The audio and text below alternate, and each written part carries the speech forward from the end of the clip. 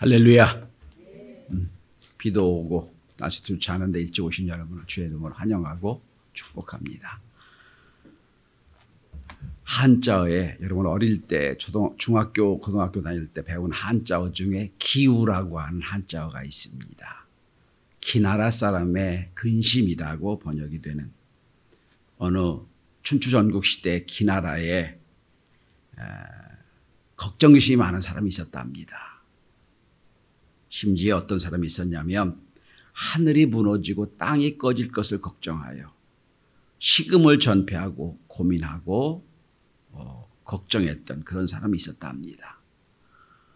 아무리 설명해줘도 못 알아듣습니다. 어떤 사람이 가서 그랬답니다. 하늘은 기운이 가득하고 땅은 사방에 흙덩이가 가득 차 있어서 절대로 무너지지 않는다.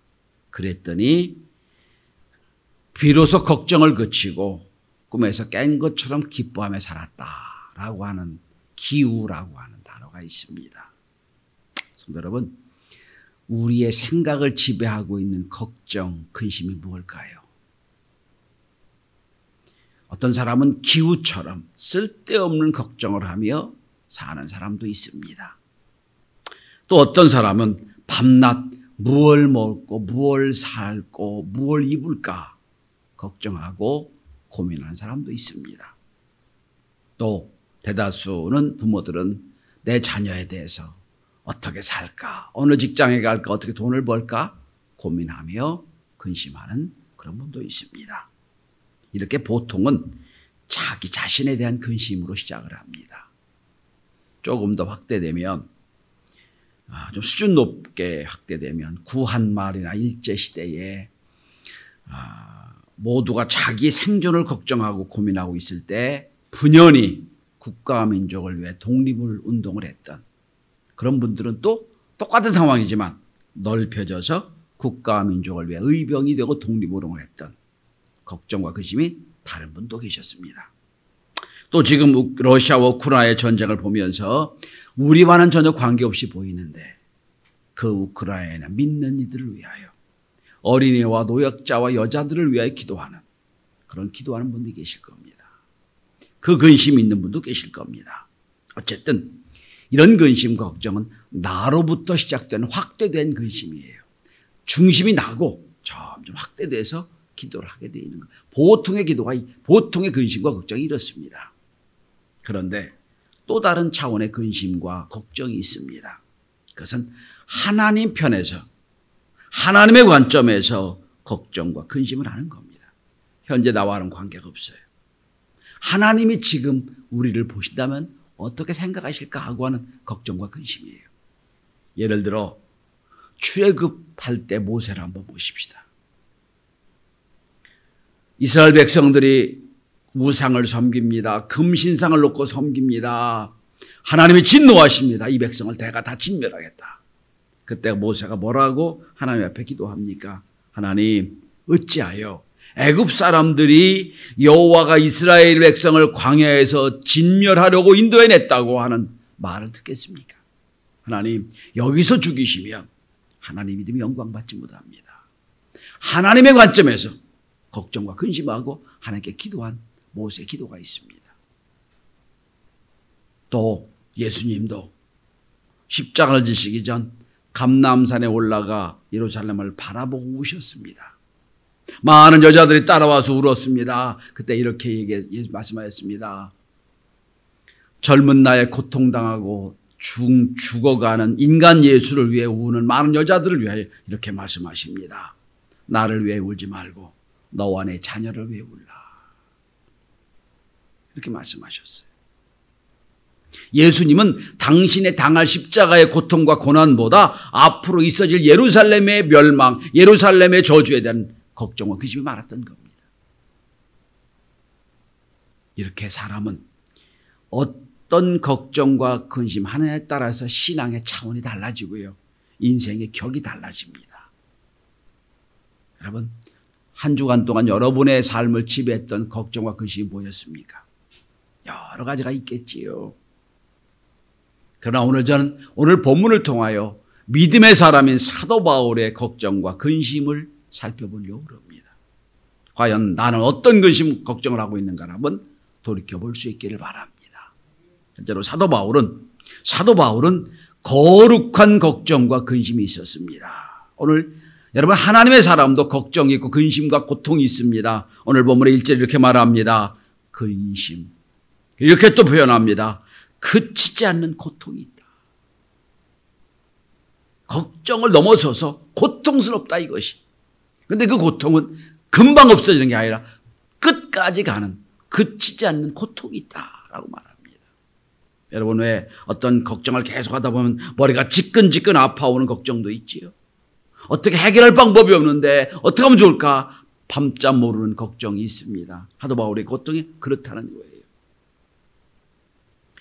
그런데 이 걱정과 근심은 나만 하는 게 아니라는 거예요. 1절에 보면 성령이 내 걱정, 근심의 증인이다. 내가 너희를 들으라고 내가 걱정한다, 이게 아니고 내 속에는 성령이 내가 그렇게 많이 걱정과 근심하는 걸 알고 있다 말씀하는 거예요. 성도 여러분, 소원이 있습니다. 희망이 있어요. 이건 앞으로 이루려고 하는 생각입니다. 걱정이 뭐예요? 근심이 뭐예요? 반드시 이루어져야 되는데 안 이루어질지 모른다는 것 때문에 걱정을 하죠. 소망과 희망은 되면 좋아요. 안 돼도 어쩔 수가 없어요. 그런데 걱정과 근심이 뭡니까? 반드시 돼야 되는데 안 될 것 같아. 어려워. 그때는 걱정과 의심이 되는 거지요. 저는 오늘 사도 바울의 걱정과 근심을 거룩한 근심과 걱정이라고 표현하고 싶어요. 그래서 앞에 거룩을 붙였어요. 거룩한 근심과 고통이 사도 바울을 지배하고 있었다. 뭡니까? 무엇을 먹을까, 무엇을 살까, 어떤 직장을 다닐까, 어떤 이 옷을 입을까, 이런 걱정이 아니에요. 근심이 아니에요. 오늘 본문의 2절에 보면 이렇게 말하고 3절입니다. 이렇게 말하고 있습니다. 나의 형제 곧 고륙의 친척을 위하여 내 자신의 저주를 받아 그리스도에게서 끊을지라도 원하는 바라. 사도 바울의 갖고 있는 머리가 지끈지끈 아파올 만한 끊임없는 걱정과 고통은 구원에 관한 거였습니다. 특별히 영혼 구원에 관한 거였습니다. 누구의 영혼 구원입니까? 자기 친척, 자기 민족, 이스라엘 백성을 위한 거예요. 나는 유대교를 믿었다가 예수를 핍박하는 사람이었다가 구원받아 하나님의 자녀가 됐고 하나님의 사도가 됐어요. 그런데 내 형제 친척들, 더 넓게는 이스라엘 백성들, 아직도 구원받지 못하는 걸 보고 안타까워하는 걸 볼 수 있습니다. 여러분, 사도 바울의 입장에서 인간적으로 보면 그들을 구원받지 않았으면 좋겠다는 생각도 할 수 있을 거예요. 왜냐하면 사도 바울을 그렇게 핍박했잖아요. 복음 전하러 다니는 곳마다 쫓아와서 핍박하고 죽이려고까지 했어요. 심지어 어떤 무리는 이런 무리도 있었습니다. 사도 바울을 죽이기 전까지 먹지도 않겠다고 하는 무리도 있었어요. 그러니까 인간적으로 보면 저들 구원받지 못했으면 좋겠다라고 생각할 원수들이에요. 그런데 그는 하나님 마음으로 그들을 보고 있는 거예요. 내 입장으로 보고 있는 게 아니라 하나님께서 그들을 보고 어떻게 하실까? 이스라엘 백성은 누구예요? 오늘 본문에 나오죠. 약속이 있는 백성이에요. 아브라함의 후손이에요. 더 나아가 예수를 탄생시킨 믿음의 가문과 족속이에요. 그런데 결국 예수를 믿지 않고 예수를 십자가 못 박는 일을 했잖아요. 안타까운 거예요. 하나님, 나는 구원받았는데 내 고륙과 내 친척과 더 나아가서 이스라엘 백성 어떻게 하면 좋겠습니까? 이들을 구원 어떻게 하면 좋겠습니까? 라고 근심을 한다는 거예요. 근심을 넘어서서 고통을 넘어서서 끊임없는 고통을 갖고 있다는 거예요.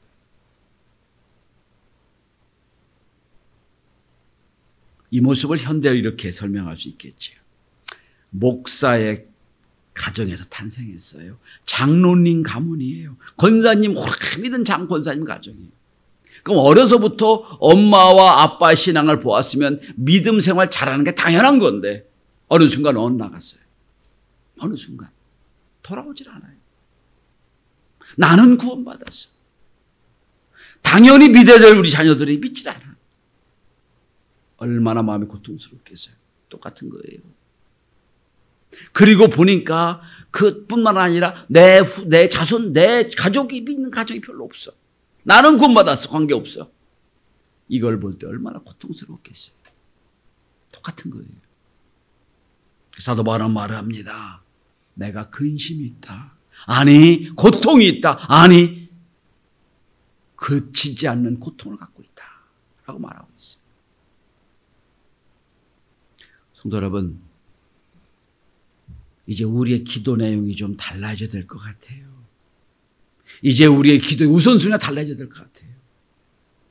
우리의 삶의 우선순위 그 어떤 기도였습니까? 하나님, 내 자녀 잘 되게 해주세요. 취직하게 해주세요. 잘 살게 해주세요. 건강하게 해주세요. 다 뭐예요? 이 땅에 관한 것이었어요. 아이고 하나님, 예수 믿어야 되는데 구원받아야 되는데, 이것도 기도를 하지만 사실 뒷전이었단 말이에요. 뒷전이었어요. 당장 눈에 보이는, 당장 표면에 보이는 무엇을 먹을까, 무엇을 마실까, 어떤 직장 다닐까, 어떤 옷을 입을까, 이게 먼저였고, 영혼 구원은 기도한다고는 하지만 뒤로 물러졌던 기도였단 말이에요. 자, 그러면 사도 바울은 이 우리의 고륙 형제 친척의 구원을 위하여 고통만 갖고 있습니까? 근심만 합니까? 아니에요. 사도 바울은 이 일을, 이 영혼 구원을 위하여 대가를 지불하겠다고 주 앞에 작정하고 있습니다. 오늘 본문에 여러분 오늘 3절 밑 한번 하반절을 보세요.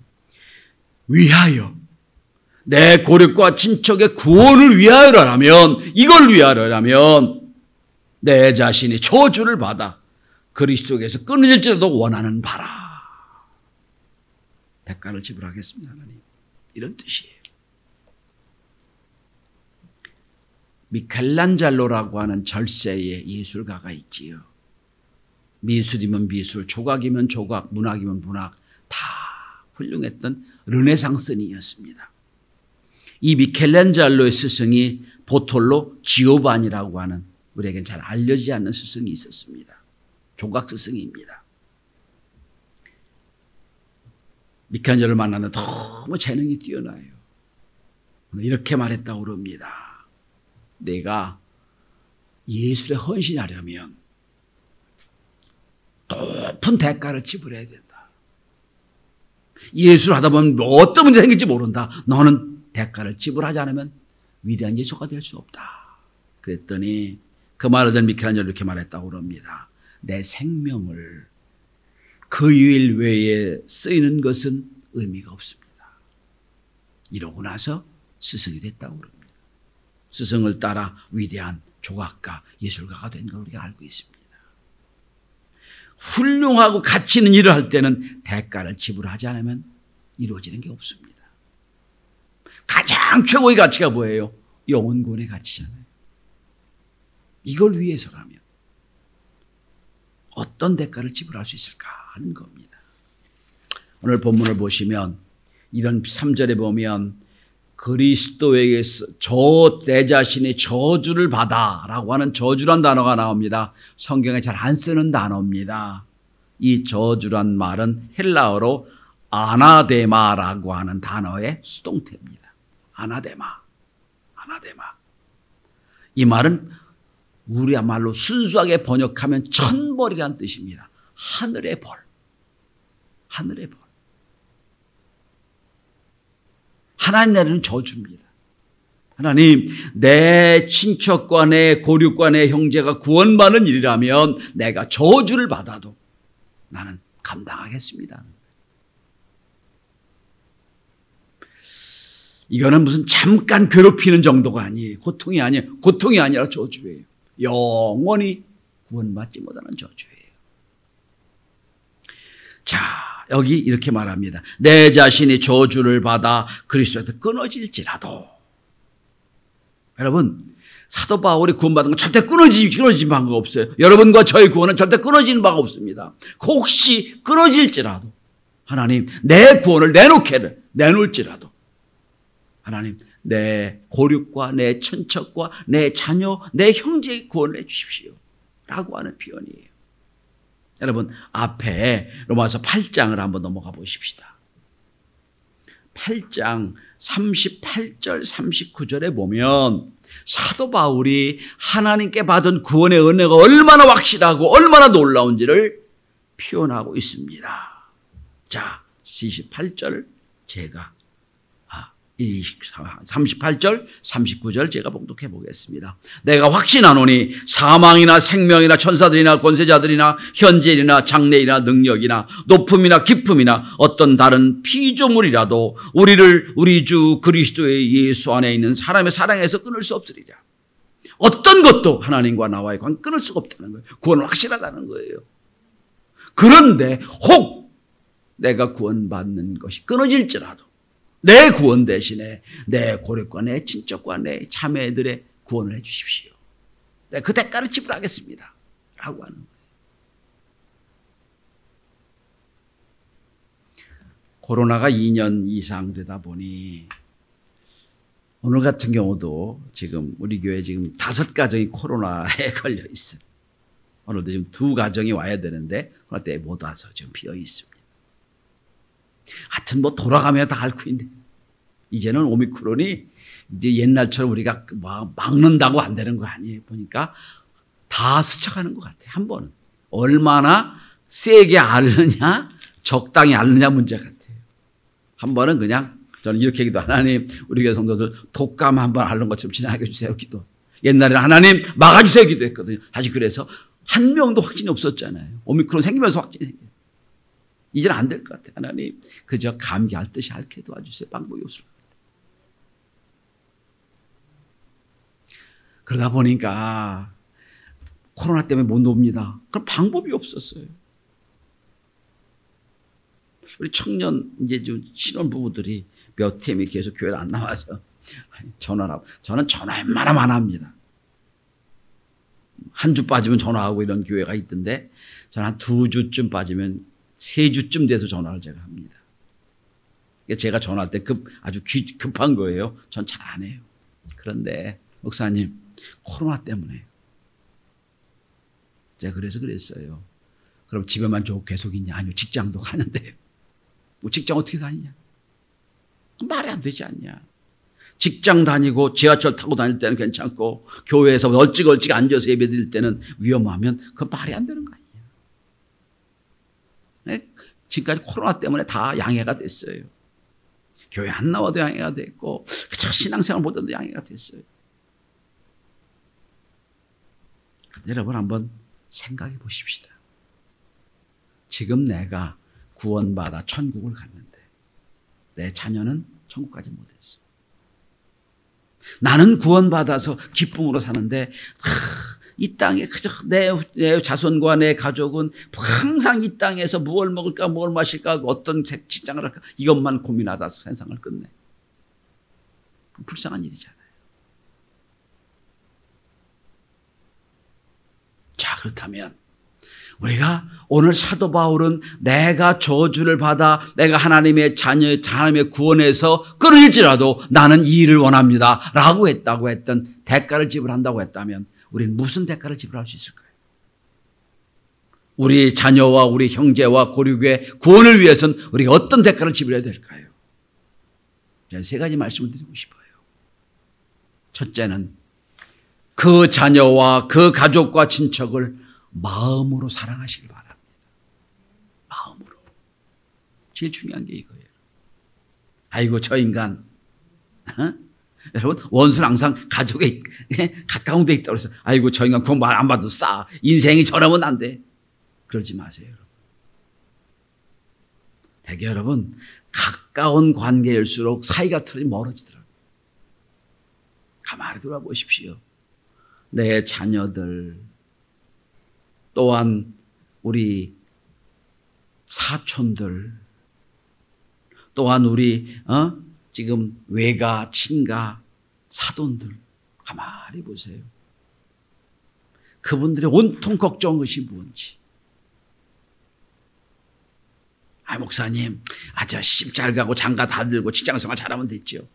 그건 이 땅에 관한 거라니까요. 이 땅에 관한 오늘 우리가 사도 바울처럼 하나님 나는 구원받지 않아도 괜찮아요. 내 구원이 없어지는 한지라도 내 자녀를 내 가족과 내 친척의 구원을 주세요. 여기까지는 기도하지 못한다 할지라도 마음으로 사랑하십시오. 왜냐하면 사랑해야 언어가 좋게 나와요. 사랑하는 마음으로 전할 때 달라져요. 하나님 우리를 사랑하시듯이 그 영혼을 놓고 사랑한다고 고백하고 그 영혼을 사랑하는 마음으로 인도할 수 있기를 바랍니다. 두 번째로 우선순위 잃지 마십시오. 우린 늘 이런 기도를 먼저 했어요. 건강케 해주세요. 직장 생활하게 해주세요. 시험 합격하게 해주세요. 이 기도가 제일 먼저였어요. 아니에요. 제일 중요한 기도가 있다면 하나님 영혼 구원의 기회를 빨리 주세요. 우리의 기도의 순서가 달라져야 된다고 생각해요. 우선순위가 달라져야 돼요. 제일 중요한 것, 제일 가치 있는 게 영혼 구원이거든요. 영혼 구원을 위해 기도하셔야 돼요. 돌이켜보세요. 내가 그동안에 누구를 위해 기도할 때 맨 먼저 무슨 기도했는지. 기도의 순서가 달라져야 돼요. 왜? 사실은 그분을 위해 내가 육체적으로 사랑하기 때문에 사랑했지만 영혼으로 사랑하지 못했다는 걸 아셔야 돼요. 우선순위를 바꿔서 간절히 주 앞에 기도할 수 있길 바랍니다. 사도 바울이 이런 고백도 하잖아요. 빌립보서에 보면 내가 관제로 쓰일지라도 나는 기뻐하도다 그랬잖아요. 마지막 세 번째, 참 어려운 말씀을 제가 드리고 싶은데 영혼 구원을 위해서라면 모든 걸 양보할 수 있는 마음도 가지시길 바랍니다. 이게 참 어려운 말씀이에요. 하나님, 제가 영혼 구원을 위해서라면 다른 건 포기해도 괜찮습니다. 까지 가야 돼요. 왜냐하면 글쎄요, 영적으로 보면 사탄 마귀가 그 영혼을 쉽게 교회 나오도록 움직이질 않아요. 그게 여러분 영적으로 옮기는 건 되게 쉽게 옮겨지겠어요? 절대로 그렇지 않아요. 하나님, 영혼 구원을 위해라면. 여러분 그렇잖아요. 누가 건강하다 갑자기 중병에 걸렸어요. 그죠? 그러면 그가 미워하든 그가 나 잘해주지 못하든 아무 관계가 없죠. 딱 한 가지 기도하죠. 하나님 살려주세요. 그 기도만 하잖아요. 그죠? 제일 중요한 그 기도예요. 하나님 이걸 위해라면 다른 거 다 괜찮습니다. 이렇게 될 때 그 영혼이 구원받게 될 겁니다.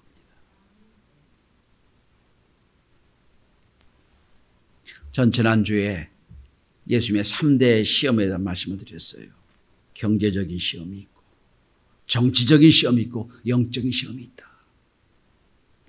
이 시험이 우리에게 다가온다. 첫 번째 경제적인 시험이잖아요. 늘 무엇을 먹을까 무엇을 마실까 어떻게 살까 이 고민하다가 평생을 산단 말이에요. 그게 아니라 이제 더 넘어가서 그 영혼을 어떻게 구원하면 되겠습니까? 하나님, 내가 지금부터 기도 내용을 바꾸겠습니다. 우선순위를 바꾸겠습니다. 아니 다 포기할 수 있습니다. 그 영혼을 구원을 위하라면 하나님 살려주고 이끌어 주시길 바랍니다. 사순절 기간입니다. 주님의 고난을 생각하며 우리도 어떻게 한 영혼을 구원할 것인가 고민하고 오늘 사도 바울처럼 이렇게 1절처럼 이렇게 고백하며 나갈 수 있길 바랍니다. 내가 그리스도 안에서 참말을 하고 거짓말을 아니하노라. 내가 큰 근심이 있는 것과 마음에 그치지 않는 고통이 있는 것을 내 양심과 성령 안에서 나와 더불어 증언하노라. 이 고백이 저와 여러분의 고백이 되기를 주의 이름으로 축원합니다. 기도합니다.